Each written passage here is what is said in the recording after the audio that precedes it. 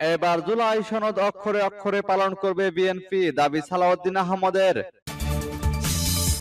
আরো বিস্তারিত জানিয়ে দিব। এদিকে গণভোটের সময় নিয়ে আপত্তি জামায়াতের, উদ্বেগ প্রশাসন নিয়ে। এবার বিএনপি জামায়াতের বিভক্তির কারণে আওয়ামী লীগ মাঠে নামার সুযোগ পাচ্ছে, অভিযোগ নাসিরউদ্দিন পাটোয়ারীর।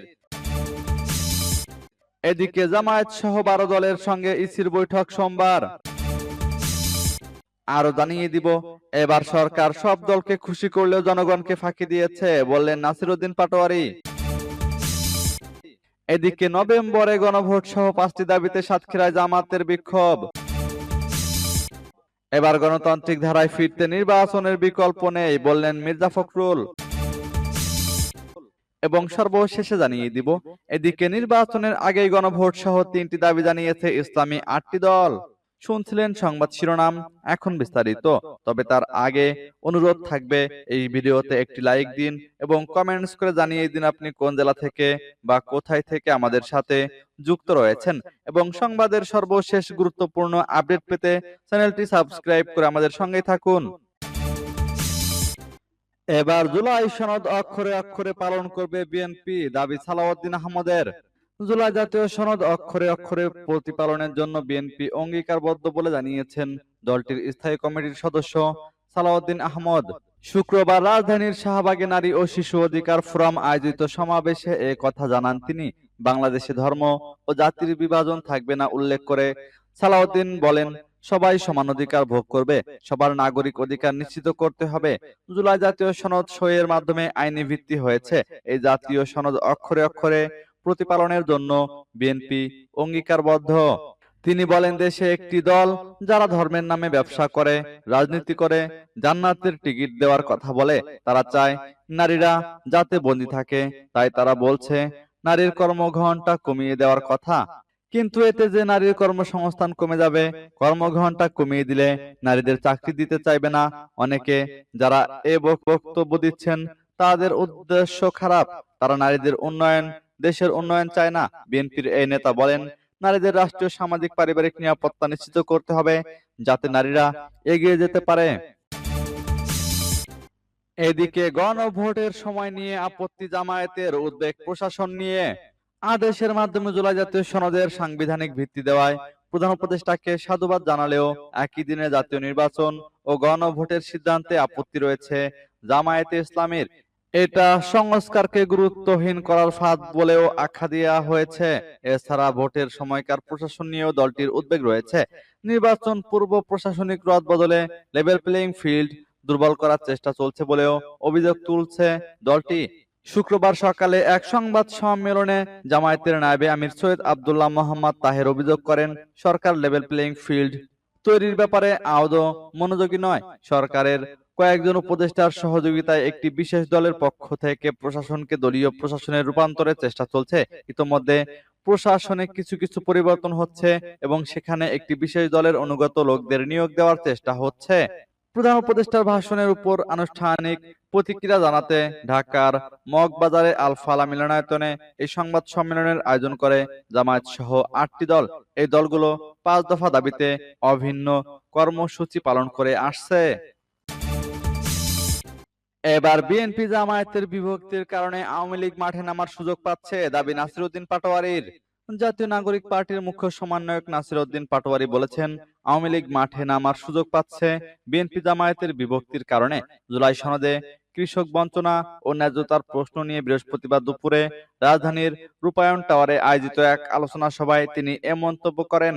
নাসিরউদ্দিন পাটোয়ারীর মতে, জুলাই সনদ বাস্তবায়নের আদেশ ডক্টর মোহাম্মদ ইউনূস জারি না করলে ভবিষ্যতে এর নৈতিক ভিত্তি থাকবে না।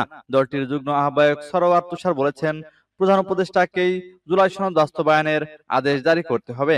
রাষ্ট্রপতি জারি করলে জুলাই সনদের কুলখানি করা ছাড়া আর কোনো উপায় থাকবে না। শেখ হাসিনার মামলার রায়ের তারিখ ঘোষণাকে কেন্দ্র করে আওয়ামী লীগের লকডাউন কর্মসূচি নিয়ে সরওয়ার তুষার বলেন, এনসিপির নেতাকর্মীরা লকডাউনকে লিকডাউনে পরিণত করেছে। এদিকে জামায়াত সহ 12টি দলের সঙ্গে ইসির বৈঠক সোমবার। আসন্ন ত্রয়োদশ জাতীয় সংসদ নির্বাচনকে সামনে রেখে রাজনৈতিক দলগুলোর সঙ্গে সংলাপে তৃতীয় দিন আগামী সোমবার জামায়াত ইসলামী সহ 12টি দলকে আমন্ত্রণ জানিয়েছে নির্বাচন কমিশন। শনিবার ইসির জনসংযোগ শাখার সহকারী পরিচালক মোহাম্মদ আসাদুল হক এ তথ্য নিশ্চিত করেন। আগারগাঁওয়ে নির্বাচন ভবনে ওই দিন সকাল 10:30টায় শুরু হবে সংলাপের প্রথম ভাগ, যা চলবে বেলা 12:30টা পর্যন্ত। এদিন সকালে নির্বাচন কমিশনের সঙ্গে আলোচনায় বসবে 6টি দল। দলগুলো হলো বাংলাদেশ লেবার পার্টি, বাংলাদেশ সাংস্কৃতিক মুক্তিজোট, বাংলাদেশ ন্যাশনাল আওয়ামী পার্টি, বিকল্পধারা বাংলাদেশ, বাংলাদেশ কল্যাণ পার্টি এবং বাংলাদেশ মুসলিম লীগ বিএমএল। দ্বিতীয় ধাপে 2 ঘন্টার আলোচনাতেও অংশ নেবে 6টি দল। এই ভাগে আছে Bangladesh Jamaat Islami, Amar Bangladesh party, AB party, Bangladesh development party, Bangladesh Islami front, Khelafat Majlis এবং জাতীয় গণতান্ত্রিক পার্টি জাকপা। এএমএম নাসির উদ্দিন নেতৃত্বাধীন ইসি অবাধ, সুষ্ঠু, নিরপেক্ষ ও গ্রহণযোগ্য ভোটের লক্ষ্যে অংশীজনের সঙ্গে ধারাবাহিক সংলাপের অংশ হিসেবে রাজনৈতিক দলের সঙ্গে মত বিনিময় করছে। এবার সরকার সব দলকে খুশি করলেও জনগণকে ফাঁকি দিয়েছে, দাবি নাসির উদ্দিন পাটোয়ারীর। অন্তর্বর্তী সরকার জুলাই সনদ নিয়ে দায়বদ্ধতা দেখায়নি। সনদ বাস্তবায়ন আদেশের মাধ্যমে সরকার সকল রাজনৈতিক দলকে খুশি করলেও জনগণকে ফাঁকি দিয়েছে। এই আদেশের মাধ্যমে মৌলিক সংস্কারের দিকে যাওয়া যাবে না বলে মন্তব্য করেছেন জাতীয় নাগরিক পার্টির মুখ্য সমন্বয়ক নাসির উদ্দিন পাটোয়ারী। শুক্রবার রাজধানীর বাংলা মোটরে এনসিপির অস্থায়ী কেন্দ্রীয় কার্যালয়ে এক সংবাদ সম্মেলনে একথা বলেন তিনি বলেন, 72-এর ফ্যাসিবাদী কাঠামো দূর করতে চেয়েছিলাম, কিন্তু এই আদেশের মধ্য দিয়ে আমরা 72-এর সংবিধানের পথেই হাঁটছি। এক হাসিনা যাওয়ার পর আরেক হাসিনা আসার প্রস্তুতি চলছে।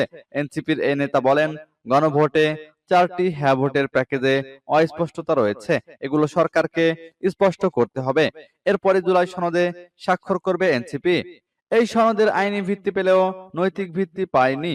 সদিচ্ছা থাকলেও 2টি দলের কারণে সরকার ভালো কিছু করতে পারছে না বলেও মন্তব্য করেন তিনি। রাজনৈতিক দলগুলোর উদ্দেশ্যে তিনি বলেন, সংস্কার প্রক্রিয়াকে ভোট ব্যাংকের ইস্যু বানাবেন না, এমনটা করলে জনগণ আপনাদের প্রত্যাখ্যান করবে। দলটির মনোনয়নপত্র বিক্রির প্রসঙ্গে তিনি বলেন, এখন পর্যন্ত 1011টি মনোনয়ন বিক্রি হয়েছে। চিকিৎসক, শিক্ষক, আলেম সব শ্রেণীর মানুষ ফরম নিচ্ছে। মানুষের আগ্রহ দেখে 20শে সেপ্টেম্বর পর্যন্ত সময় বাড়ানো হয়েছে। আমাদের ফরম বিক্রির লক্ষ্যমাত্রা 3000। এদিকে নভেম্বরে গণভোট সহ 5টি দাবিতে সাতক্ষীরায় জামায়াতের বিক্ষোভ। জুলাই সনদ বাস্তবায়নের আদেশ জারি, নভেম্বরের মধ্যে গণভোট আয়োজন সহ 5টি দাবিতে সাতক্ষীরায় বিক্ষোভ সমাবেশ ও মিছিল করেছে জামায়াতে ইসলামী। শুক্রবার বিকেল 4টায় শহরের আব্দুর রাজ্জাক পার্কে সমাবেশ শেষে মিছিল করেন নেতাকর্মীরা। সমাবেশের বক্তব্য রাখেন জামায়াত নেতা মুহাদ্দিস আব্দুল খালেক, জেলা জামায়াতের আমির শহীদুল ইসলাম মুকুল, শহর জামায়াতের আমির জাহিদুল ইসলাম সহ আরো অনেকে। বক্তারা বলেন, জাতীয় নির্বাচনের আগেই নভেম্বরে গণভোট দিতে হবে। জাতীয় নির্বাচন ও গণভোট একই দিনে, এই সিদ্ধান্ত আমরা মানি না। সরকারকে জুলাই সনদ বাস্তবায়নের আদেশ জারি করতে হবে। সমাবেশ শেষে বিক্ষোভ মিছিলটি শহরের প্রধান সড়ক প্রদক্ষিণ করে। এতে জামায়াতের বিভিন্ন পর্যায়ের হাজারো নেতাকর্মী অংশ নেন। এবার গণতান্ত্রিক ধারায় ফিরতে নির্বাচনের বিকল্প নেই বললেন মির্জা ফখরুল। গণতান্ত্রিক ধারায় ফিরে যাওয়ার ক্ষেত্রে নির্বাচনের বিকল্প নেই বলে মন্তব্য করেছেন বিএনপির মহাসচিব মির্জা ফখরুল ইসলাম আলমগীর। বৃহস্পতিবার রাজধানীর একটি হোটেলে জাতীয় ঐক্যের প্রয়োজনীয়তা শীর্ষক আলোচনা সভায় তিনি এমন মন্তব্য করেন। মির্জা ফখরুল বলেন, গণতন্ত্রের জন্য প্রাণ দিলেও চর্চা করার সুযোগ হয়নি। বারবার গণতন্ত্রকে ধ্বংস করা হয়েছে। দুর্ভাগ্যজনকভাবে একটি গণতান্ত্রিক শক্তি গণতন্ত্রকে ধ্বংস করে বাকশাল করেছিল। গণতন্ত্রকে প্রাতিষ্ঠানিক রূপ দেওয়ায় সুযোগ এসেছে জুলাই গণ অভ্যুত্থানের মধ্য দিয়ে। আর গণতান্ত্রিক ধারায় ফিরে যাওয়ার জন্য নির্বাচনই একমাত্র বিকল্প। সংস্কারের উদ্যোগ বিএনপি নিয়েছে উল্লেখ করে তিনি আরো বলেন, রাষ্ট্র মেরামতে 31 দফা দিয়েছে বিএনপি। সংস্কারের সব উদ্যোগ বিএনপি শুরু করেছে। ভিন্ন মত থাকবেই, সবাই একমত হবে না। আজকে প্রধান উপদেষ্টার বক্তব্য নিয়েও ভিন্ন মত থাকতে পারে। তবে ফেব্রুয়ারি মাসে নির্বাচন দিয়ে পার্লামেন্ট গঠন করা হবে, যারা সব বিষয়ে মীমাংসা করবে। এদিকে নির্বাচনের আগেই গণভোট সহ 3টি দাবি জানিয়েছে ইসলামী 8টি দল। ত্রয়োদশ জাতীয় নির্বাচনের আগে গণভোট, অন্তর্বর্তী সরকারের 3 উপদেষ্টাকে অপসারণ এবং প্রশাসনের রদবদলে নিরপেক্ষ ও জবাবদিহি নিশ্চিত করার দাবি সহ 3টি দাবি জানিয়েছে ইসলামিক 8টি দল। শুক্রবার সকালে 8 দলের সংবাদ সম্মেলনে এই দাবিগুলো তুলে ধরেন জামায়াতের নায়েবে আমির সৈয়দ আব্দুল্লাহ মোহাম্মদ তাহের দাবিগুলো হলো ভিন্ন ভিন্ন দিনে জাতীয় নির্বাচন ও গণভোট ঘোষণা, অন্তর্বর্তী সরকারের 3 উপদেষ্টাকে অপসারণ করতে হবে, প্রশাসনের রদবদলে নিরপেক্ষ ও জবাবদিহি আওতায় থাকতে পারে এমন মনোভাবের লোকদের নিয়োগ করতে হবে। তাহের বলেন, একটি দল শুরু থেকে রাষ্ট্র সংস্কারের বিরোধিতা করছে। প্রধান উপদেষ্টার ভাষণে ঐকমত্য কমিশনের সুপারিশ বাস্তবায়ন না হয়ে একটি বিশেষ দলের স্বার্থকে গুরুত্ব দেওয়া হয়েছে। এ কারণে গণভোটে জনগণকে সিদ্ধান্ত নিতে জটিলতায় ফেলা হয়েছে। তিনি আরো অভিযোগ করেন, প্রধান উপদেষ্টা কমিশনের সুপারিশকে পাশ দিয়ে একটি দলকে সুবিধা দেওয়ার চেষ্টা করছে। তিনি বলেন, নির্বাচনের আগে গণভোট হলে এই দলের স্বার্থ বিপরীত হবে, তাই তারা গণভোটকে মানতে চাচ্ছে না। সরকারের একই দিনে গণভোটের ঘোষণা দেওয়া সংস্কারের বিষয়টিকে গুরুত্বহীন করে তুলেছে।